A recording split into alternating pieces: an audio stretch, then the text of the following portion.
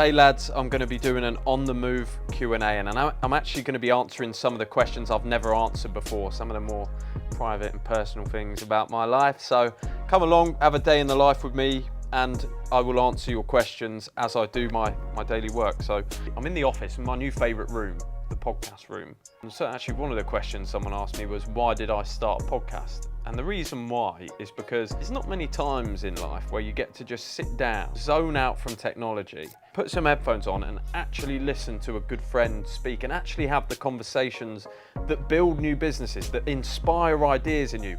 And I want to be able to have those conversations with the amazing people in my life and give you that wisdom, give you that inspiration so that you can take it into your life, because all of my success actually started, and all of the things that I've done in my life started with listening to podcasts. So I'd like to pass a bit of that back and give you some wisdom. Next question is, what are your biggest failures so far in your career, and what have you actually learned from those failures?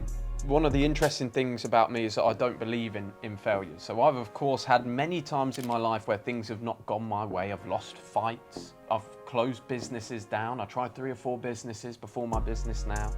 I've lost jobs, I've lost girlfriends. I've had many times in my life where I could have viewed myself as a failure, but the interesting thing about my mind is I've never viewed any of those things as failures, only learning opportunities. Therefore, my inner belief in myself has never been affected by anything in my life. I've never failed at something or not got a job and then thought I'm a worthless piece of shit. Instead, I thought I'm the man, it's just not my time yet. What can I learn from this situation? And that has been one of the most powerful things I've learned in my life, is to never look at something as a failure. You just continue going and you learn the lesson that you got from it, and it will teach you what you need to know and take you to the place you need to be. All the failures, all the pain that you're feeling right now are the biggest blessings you could possibly get in your life, and that is what I truly believe. So the failures, I've had many, but I don't view them that way. It's win or learn, baby, every time. Another question, how did I go about getting my first sponsorship with Top Shelf Grind? This came about very, very naturally. I've never looked for sponsorships because I've always had my own business. I've always run a business through YouTube. I've never relied on ad rev. I've always made good money from my own businesses. But this opportunity came along just through connecting, through a connection with another friend who connected me with a multi-millionaire with a fucking awesome supplement. He sent me the subs. We started talking, we started having Zoom calls, we got on really well. And it actually came to the point where I was gonna do the boxing match and I needed a sponsor to pay for the training camp. And I just said, what's up, Rob, how you doing? Would you like to be the main sponsor of our training camp? And he said, yeah, I'd love to. I love your stuff. And I said, fantastic, I love your product. And then afterwards, it just went well. We did that sponsorship together and then we continued the relationship because we like each other. We like hanging out. I like the products, I like being sent them, I like promoting them, and I like the guy. So I didn't ever look for sponsorships. The sponsorships that I get offered all the time from other people that I don't know are never really that good. Like they're fucking shit coins or gambling stuff, and I don't want to push that on an audience. Or they're fucking Manscaped or fucking shave your balls and shit like that. So Top Shelf Grind is the only supplement and the only sponsorship so far I've taken because I like him. I believe in doing business with integrity with people that you like. Another question here, where was I brought up? I was raised in England for the first 9 years of my life. I was born in Coventry. I was moved to Peterborough about 3 or 4 years old. And then after Peterborough, I was moved to the USA, Boston, America for 3 years, from 9 years old to 12 years old. And it's actually quite interesting because obviously in that formative years of my life, I had to do a lot of moving around, a lot of meeting new people. And my dad really drilled into me the importance of meeting new people and being able to build new relationships, which I thank him for massively. It's helped me a lot because I was very shy when I was young. I'm actually an introvert. A lot of people don't know this. I do like interactions with certain people, but most of the time I actually prefer to keep myself to myself. And I think if I hadn't had that experience growing up that my dad gave me of forcing me really to meet new people, I probably would be a very shy guy, certainly not somebody that could come on camera. But luckily I overcame that. So I think if you are a shy guy, you think yourself an introvert, you can really change your life if you just take yourself outside your box. You can become whatever you want to be. But then yeah, I was brought back to England. My dad's job changed 12 till 18 years old. I lived in Peterborough, England. At 18 I moved out of my family home. I've never been back. I'm 25 now, and I moved to Bournemouth, England, where I stayed for 3 years, and then I moved to Thailand. Now split my time between Thailand and Dubai. So I've lived a couple of places. I certainly have no problem with moving around. I'm not one of those people that needs to stay a certain place, but it's so easy nowadays. When you've got your phone, you speak to your family, speak to your friends. The world's a lot smaller, so I've enjoyed moving around. I've seen a lot of benefits from it, but that's how I was raised. That's where I was brought up. When you first move to Thailand, depending on whether you're already in a business or if you're looking to start a business or you're looking to start to make money, for me, I moved to the islands because I wanted to live that tropical paradise for cheap. I wanted to have that lifestyle that I could show in content for my personal brand, and I wanted to do it for cheap, which is really manageable. So I started with the lifestyle of being on the island. What I realized after a year on the islands was that you need to be around people doing more than you if you want to expand. If you want to become a millionaire, the number one fastest way to become one is to surround yourself with 4 other millionaires.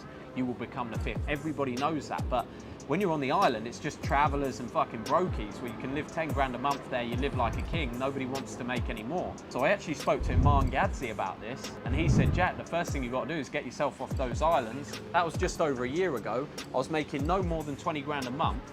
Last month I made 150 grand a month profit, and that's from moving to cities, going to Dubai, going to Bangkok, being around millionaires, being around the right people, growing and expanding my mind. So it's a good place to start. Come to Thailand, start on the islands, build something. Once you get to 10K a month, move to a big city. That's where the big money is. You're not chasing it for the money's sake, it's just that money gives you all of that power. You don't have to spend it all, but you can stack it and you can go back to living the island life in the future. But when you're young, you should see, how far can I take this?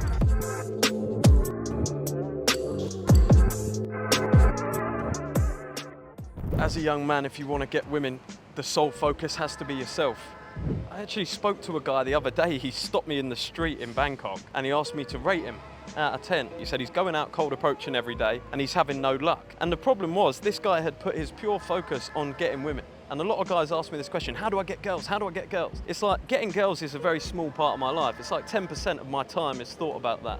The rest of the time is what actually gets you to girls. The 90% of the time you spent focus on you. You spent on building the best possible physique. The time you spent on learning how to fight. The time you spent adventuring with your brothers, hanging with your boys, building good boundaries inside your life, making money, making a business, going through hardship.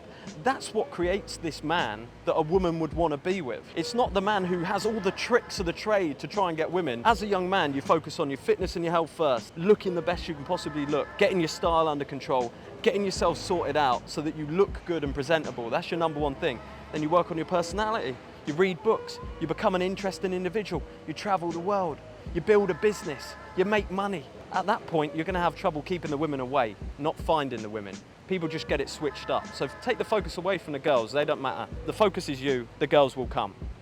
I learnt a very interesting way of making tasks that you don't like to do fun and enjoyable. It actually involves the hot tub, which we're sitting in right now. So for example, in my day, I might have to do calls with 3 or 4 different people in my team and speak to them and run them through their jobs. Now, if I sit in an office or I sit in my room and make those phone calls, I don't like doing the task. The task is not enjoyable. But what I can do, and what everybody who's an entrepreneur has the freedom to do, is pair a task you don't like with a task that you enjoy. So if I bring down my sheet, my notes that I need to go through, the people I need to call, some sales calls I need to make, and I do it from the hot tub, which I enjoy, where I'm getting the sun, I'm feeling good, suddenly those tasks aren't so bad anymore because I paired them with something else. So that's an easy hack you can use, but that's what I do. When I don't like a task, pair it with something you do enjoy. At the end of the day, the tasks that you don't enjoy, you're gonna have to get them done anyway, or find somebody to pay to do them for you. I've literally just got a message from someone saying, "Hi Jack, I need your help.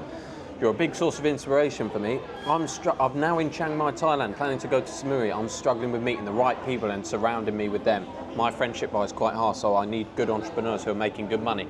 That's the biggest thing about life. You become the people that you spend the most time with, and it is incredibly difficult to find the top 1%. Do you know why? Because they're 1 in a fucking 100. 99% of people are fucking idiots. And you will learn that as you go through this world and you progress. 99% of people, they might be lovely, but most of them are fucking idiots. Finding 1% takes you 99 tries to find that. Or you pay to play. That's what we do in the New Elite. We've already gathered the network.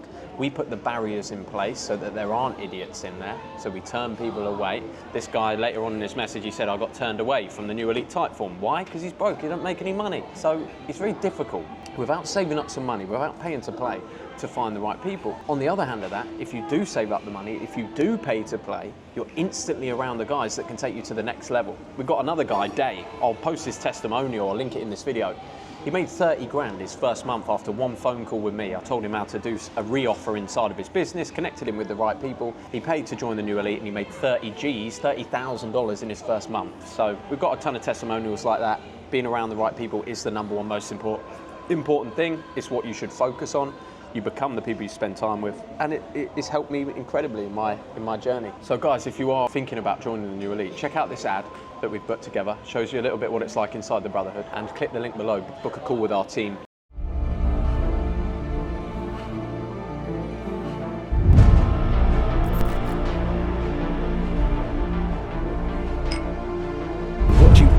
Want if you could have anything, and who would you be? Most people are not operating anywhere near the level that they could be. Most people don't even know. They want a better life, but they don't know what that is.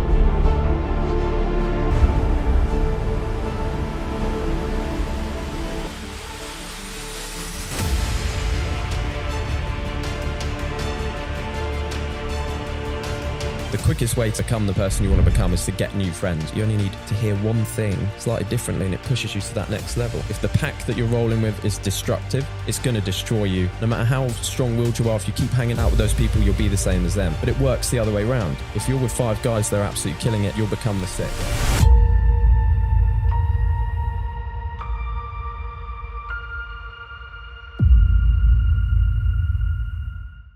What to do when you're going through a rough relationship with the gym, when you don't want to go anymore, when you lose motivation. I've been going gym now for 11 years, training pretty consistently for 11 years. It's fair to say I've not been motivated that entire time. I'm probably my least motivated at the moment, but still have my best physique. And the reason why is because whether you like the gym or not does not matter. You have your set things that you have to do and turn up for, and you turn up and you do them anyway. Whether you like them or not, the gym has to get done. Couple ways to make it easier. I had not had a good workout in 3 months until just recently.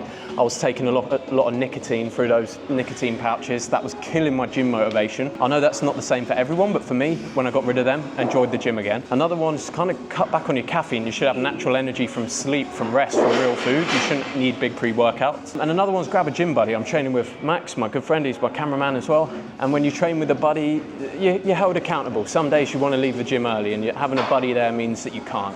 And you push each other on, and you be a good influence for your buddy, and he's a good influence for you. Don't go there and then be like, oh, should we just quit today? Oh, that's not allowed, boys. But that's what I recommend. Some things in life are hard, and gym can be one of them, but you just got to keep doing it. How do I continue my training routine whilst traveling so much around the world? I'll be honest with you, it's not easy to have the best physique that you've ever had whilst traveling, but it is easy to maintain a decent physique whilst traveling, which I normally manage to do. And the reason why is you train more often. If you're hitting 3 times a week in the gym, heavy lifting with all your weights, if you're traveling, you just hit it every day. When you get off the airplane, you go and hit a small gym, you hit a 30-minute workout. The next day you hit another workout. No matter whether you slept, you haven't slept, you're tired, you're not tired, whatever you've eaten, you hit a workout every single day whilst you're on vacation. Even if it's just 30 minutes, and that's how you stay in shape all year round. You just train with more intensity, more reps, more fucking pump, more girls, more sex, more tan. It's better for you. I know everybody loves a gym montage. Today's a push day, and let's do a montage.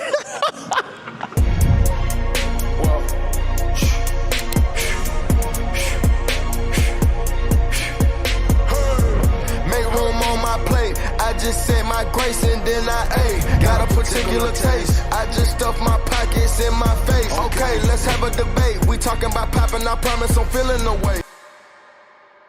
Finishing up with some final questions from the IG as we bring this beautiful day to a close. I got one from a good friend of mine, Chan. Have you ever struggled with complacency? How do you stay hungry? For me, it is not an issue. There is a gnawing hunger and a gnawing thirst for power and success deep inside of my soul that eats away at me every waking moment of my life. I wish I could fucking relax and be complacent sometimes, but it just isn't in me. And I think when you do have that, because I know your situation and I know that you maybe do have everything in the world, if you're feeling complacent about that, you must look within. You've got external figured out, but you obviously don't have internal figured out, or you wouldn't be asking me that question. So your biggest goal should be internal discovery, finding something that you want to devote your life to. And at the time of writing this, I think for you that should be your health and fitness. You should be obsessed with becoming the most dangerous, physically strong version of yourself because you have the money. And then book some fucking adventures, travel around the world, use your time on this planet wisely.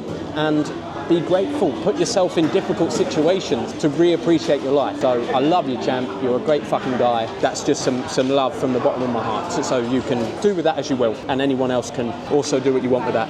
What investment had the greatest ROI on me, apart from the one into myself? So far, no investments have ever come near to the amount of money I've made by investing in me. The best investments I've made recently have been in mentorships, in learning. Basically, it's information and action that is stopping you from making $1 million a month. It's costing you $1 million a month not to know how to make $1 million a month and do the action. So even making 150 a month, I'm well aware that I don't know things that are stopping me from being a multi-millionaire every month, and I'm determined to pay the money to learn them. That's the highest ROI you're ever going to get. Apart from that, I'm doing some cryptos these days. Obviously, you know, it's speculative. People don't know whether it's going to go up or down or fucking sideways or in fucking circles. But I do believe in crypto as a function. I believe it's important. I believe in its utility. So I think on a long enough time scale, parking some money in crypto is not a bad idea. But what will make you rich is your earned income and then diversifying into net worth that brings you passive income. But don't try and do that at 10 grand a month. Get to some decent money first, earned income. How to have the confidence to start posting on social media.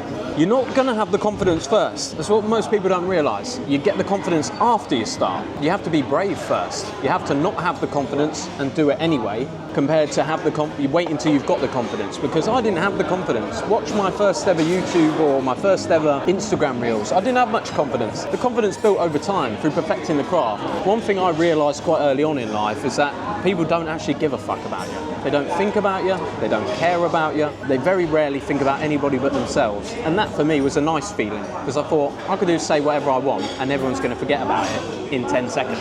So that's how I live my life. That's how my confidence was built.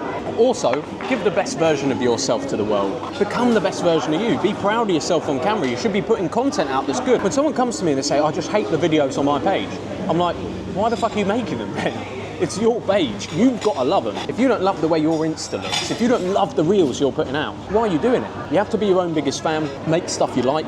Be proud of yourself. Be the best looking version of you can. Get a new haircut. Get new fucking clothes. Get a tan. Look fucking muscular. Get some girls. Post shit that you think's actually cool, rather than just trying to follow the statistics like everybody else. Follow the trends. Doing a dance to try and get famous. Who gives a fuck about that? The only way to be a good personal brand is to be you. Authentically you, the best version of you. What a day, boys. Thanks for your questions.